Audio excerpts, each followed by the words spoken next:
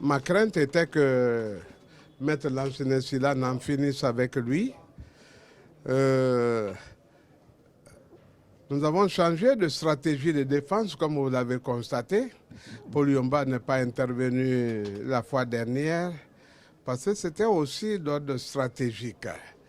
Et il fallait savourer le désastre qu'a causé Maître Lansana Sylla durant la semaine aussi, et être en amont et en aval de cette affaire.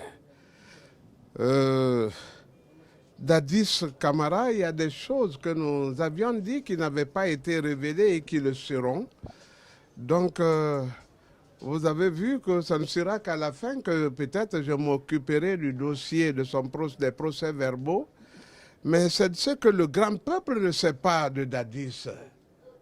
C'est que si nous l'avons interrogé en ce qui concerne Machiavel, c'est qu'il a vraiment mal connu, il a pris le côté négatif de tous les enseignements que cet illustre homme qui a côtoyé des ambassadeurs, des princes, des rois, qui a lui-même été ambassadeur, qui a mangé à la table des rois et qui voyait ce qui se disait et ce qui se passait, l'incohérence qu'il y avait, les modes d'administration qu'il y avait.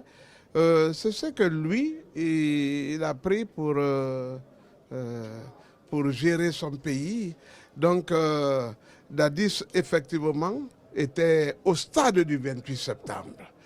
Il était au Marokana et arrivé là, il s'est livré à un rituel, à quelque chose d'abominable qu'on ne peut, jusqu'à la tombe, je ne le dirai pas. C'est là qu'il coordonnait les opérations.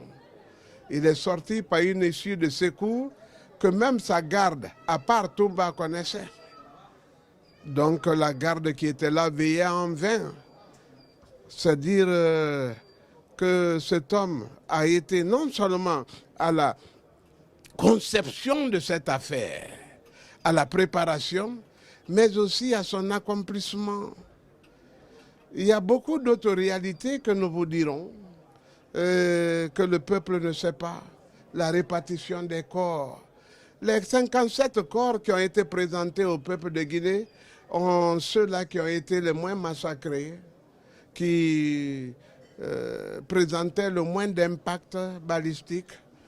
Les autres ont été jetés en haute mer à travers des chalands de la marine nationale et à Faban.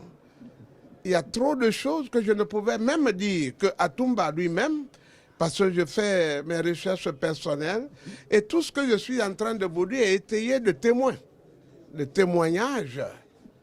Alors, vous voyez son ramollissement. Vous voyez, Dadis n'est pas celui qui se prête à la contradiction et qui n'accepte pas quand la sagesse vient, parce qu'il ne croyait pas que les gens savaient cette affaire-là. Il était suivi par les services de renseignement civil et militaire qui le dédaignaient d'ailleurs.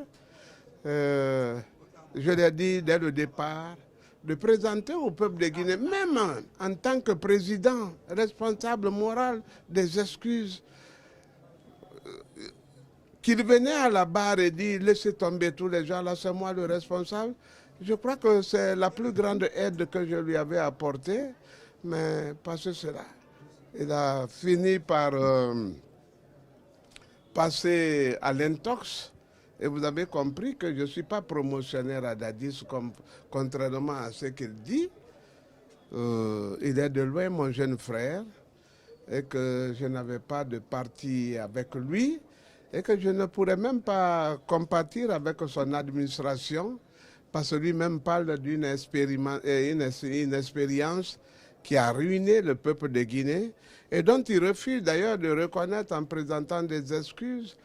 Dans tous les cas, il y a beaucoup de surprises devant. Ça s'annonce bien. Je crois que le peuple de Guinée saura désormais ses bourreaux. Ses bourreaux. Alors, je vais poser une question sur